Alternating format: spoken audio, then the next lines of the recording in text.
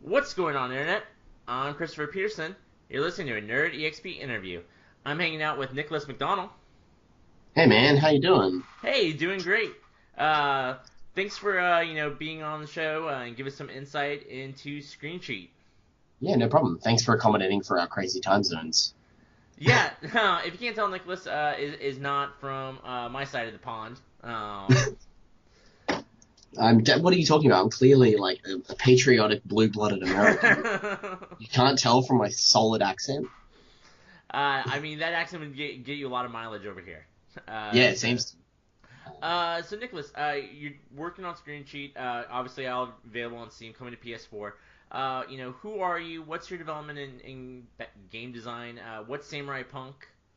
Yeah, sure. So, my name's Nicholas McDonnell. I'm the director and artist at Samurai Punk. We've been going. I guess we're coming up on our third year anniversary. Wait, we formed in March 2014.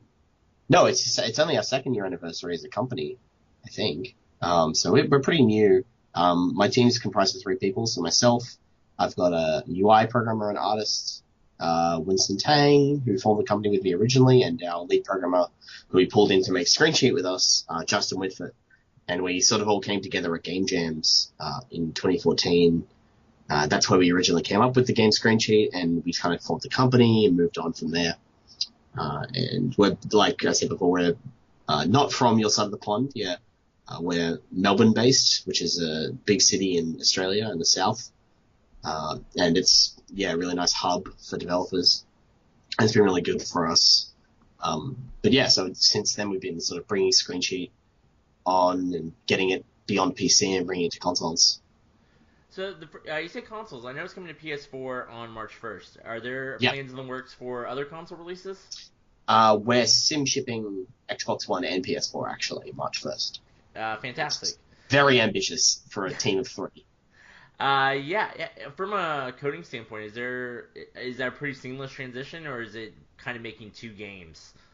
Um, I think it's actually been fairly seamless to do too. I think a lot of the sorry, a lot of what it made it seamless is Unity. The engine we use has made console porting a lot easier. Um, yeah, it hasn't been that bad to do two as opposed to just doing one. There are obviously differences at the hardware level. You know, the Xbox CPU isn't as good as the PS4's, so that's something we have to worry about. But the frameworks for the games are very similar. The UI, the flow is all very similar. So you're doing a lot of, and they have very similar functionality. You know, they both have party chat, they both have friends invites, they both have, oh, actually, we don't have voice chat on PS4. But they both have matchmaking, they both have private games. So, like, it's all very similar. So we're really just building the console version, and then we just sort of switch in and out the bits we need for the different consoles. So it's obviously more work to do too, but it's not as much work as doing one from scratch, I guess. No, that's definitely fair. And I guess I should back up a little bit. What is Screen Sheet for Yeah, anybody who's never heard of it? sure. So the short description is Screencheat is a split screen shooter where everyone is invisible and you have to screen shoot. It's a local multiplayer party game basically for 2 to 8 players. We have local and online actually. I shouldn't just call it local multiplayer. And it's kind of throwback to the games we used to play as kids, where you'd screen cheat basically, playing like Halo or GoldenEye, and we kind of took that mechanic because we didn't really come up with the mechanic, but we sort of embraced the mechanic at a game jam. We created a prototype and we've taken it from there to a full-fledged sort of fully featured PC and console game.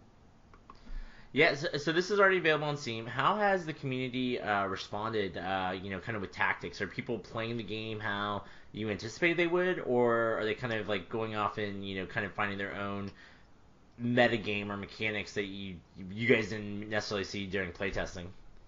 Um, I'd say that, well, the community obviously, first off, they've responded very well to the game. We actually have, though we have a very small player count because we kind of like, we've been out for a year now and our player counts have sort of fluctuated over that year with new players coming in and out online. Locally, it's not been an issue because people just play with their friends. But after that, yeah, we've had a dedicated, surprisingly competitive community. I didn't expect that to happen. I expected it to just be like a party game that we only added online for, so you could be like, oh, well, my friends don't want to come over, so we'll play remotely. But there has also been this big push towards competitive players and tournament play, where players basically will just push that mechanic and push their skills really, really far, and they get particularly good at the game to the point where I can't beat them anymore, even though I have like 800 hours of experience in the game. So, and I used to consider myself very good at the game, but yeah, I don't say they have any sort of unique tactics, as much as that they actually use tactics, if that makes sense. So, when you first play Screencheat, you kind of just, you try to figure out the maps, and then you just start shooting at people, and eventually you get some kills.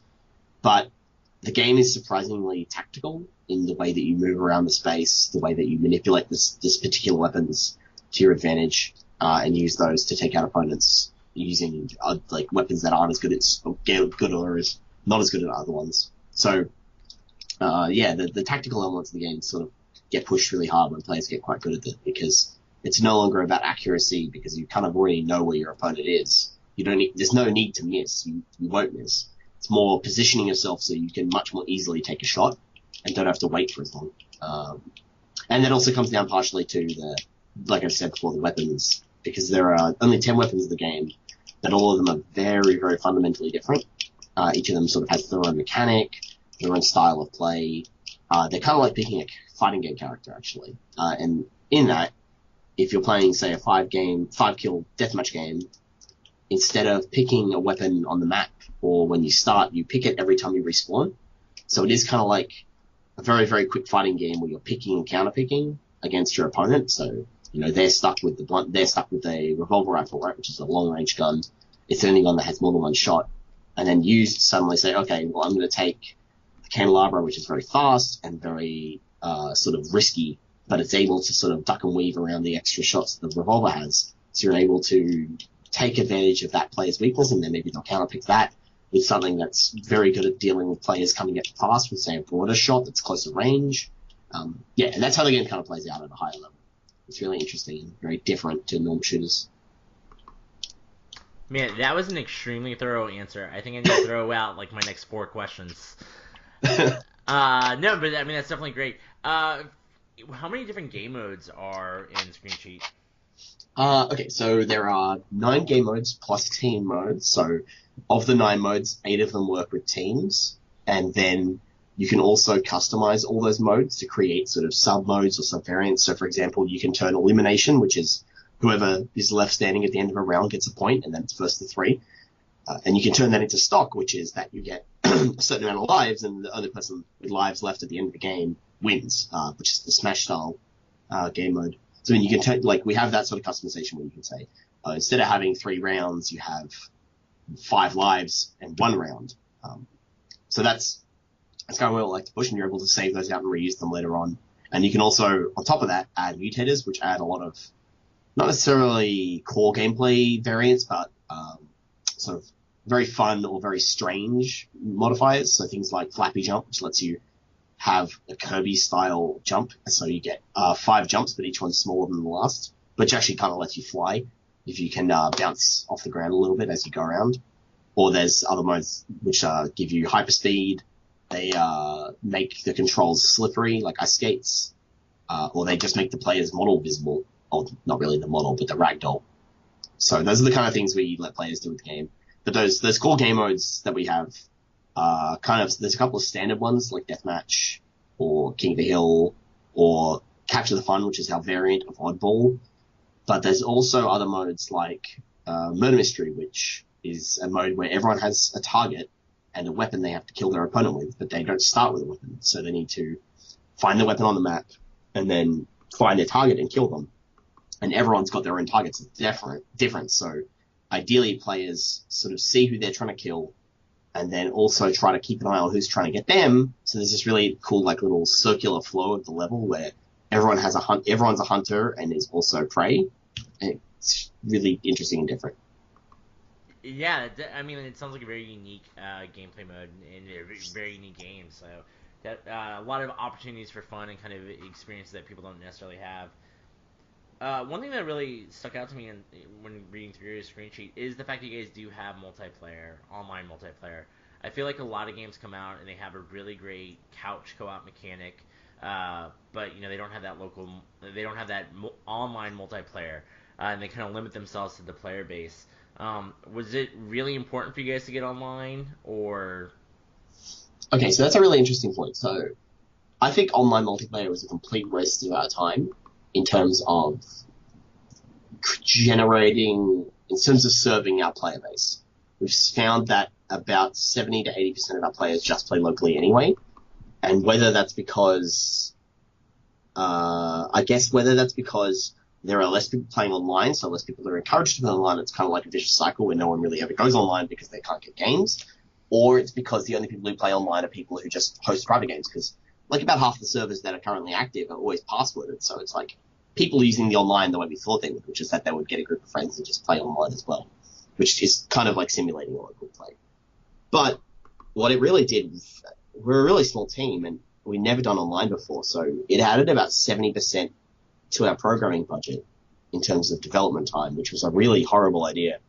Like, this game would have been out and 100% out, and we would just be adding content a long time ago if it hadn't had online. So it really hampered us, and it sort of disadvantaged us from a programming side, which was not necessarily the smartest idea. But I also think it's definitely given us a lot of sales value. I think some people are just not inclined to buy a local-only game, even if they're only ever going to play it locally. I think people like the idea of being like, oh, I'll buy this local game. I might not have time to play it with a party, but maybe at least I'll get to try it out online. And I think that's, as like a marketing item, it's been very powerful. It's also a pretty good conversation piece at events, because people are like, oh, how do you do online in a split-screen game? We're like, you split screens online. That's what we do. But the reason online even exists in the first place, which is the interesting point, is that we needed it for development. Because the first 6 months of development, the game took 8 months to release in the first place. The first 6 months were completely remote development. So I was working at my parents' house before I moved out, and my lead programmer was in a different state. And I was really isolated because I was in the middle of nowhere, and he was just obviously in a different state. So we had nowhere to test. We had no way to sort of check for bugs. We had no way to test the content and iterate on the design. Because it's really hard to do that kind of stuff without someone next to you, because it's a local game, right? So it basically was a necessity for testing. And then we realized that the experience was okay, and at the time we didn't really sort of see the issues that were going to happen with online. Like, it's very easy to add online to the core gameplay, but handling all of the meta stuff around gameplay is very challenging. And then the complexity of the game kind of ramped up, and then it became a big issue. But just getting it in was actually super necessary. I guess our main failing was actually that we released it too early when it was unfinished, and it could have waited a little bit. But online's an interesting point for the game. But I definitely think we sold better because of it. Yeah, and thanks for sharing the statistics and kind of some of the backdoor numbers for online versus local. I wonder how that will compare once you have the console release. Like, I don't even own a second controller for my PS4. Cause I think the console release will have a lot more online players, just because it'll kind of be a simultaneous and singular release. Whereas PC was this weird thing where we did a public beta, and then we were in pre-order, but if you pre-ordered, you could play the game, and a sort of pseudo-early access thing. And then our release day was pretty pathetic, and no one really played it. And since then, we've just sort of kept people coming back to it because we've been adding stuff and doing patches. But then also we had big sales, which brought a lot of people in. So we kind of had this like ebb and flow, but never really enough players to sustain a sort of functional player base. Whereas consoles are going to have sort of like, the game is done, all the content's there, it's quite stable. So it's just going to be, everyone comes in at the one time, and theoretically we'll be actually going to get a lot of people playing, and then a lot of people staying around, hopefully. So when the console version comes out, is it going to be feature complete compared to the PC? Is there going to be anything extra in the console version? The console version has slightly different UI flow and slightly different online play. It has matchmaking as opposed to just a button that says join random server. And it doesn't have it doesn't have browsing servers. You just sort of, you can either host a private game and join via friends lists or recent players, or you matchmake, and those are the two options, which I think is going to be a lot better for the game. But the games are almost identical. I think graphics, we managed to get the console versions running at the highest spec for PC, a little bit of anti-aliasing, and then they're practically identical. They both feature 8-player, PS4 can't do 8 players locally, but that's a hardware limitation. It's not our fault. And yeah, so they're almost all kind of the same. The difference PS4 with the console versions, yeah, they're kind of like us putting a cap on the game. So I said we released the game in 2014. Since then, we haven't spent a year and a half porting. We've spent, I would say, 75% of our time just making content and fixing the game, improving the experience, adding weapons, adding modes, adding maps, adding all that sort of stuff I described when it came to the modes with customization and mutators, polishing what we had, and then we started porting. So it's kind of like, yeah, the console versions are kind of putting a cap on the game and saying, okay, it's done now. You know, if it explodes, maybe we'll add some more stuff, but we really do want to sort of move on with the game. No, I mean that makes perfect sense. Any entertaining the idea of Oculus or anything along those lines? I think we did, but as an April Fool's thing.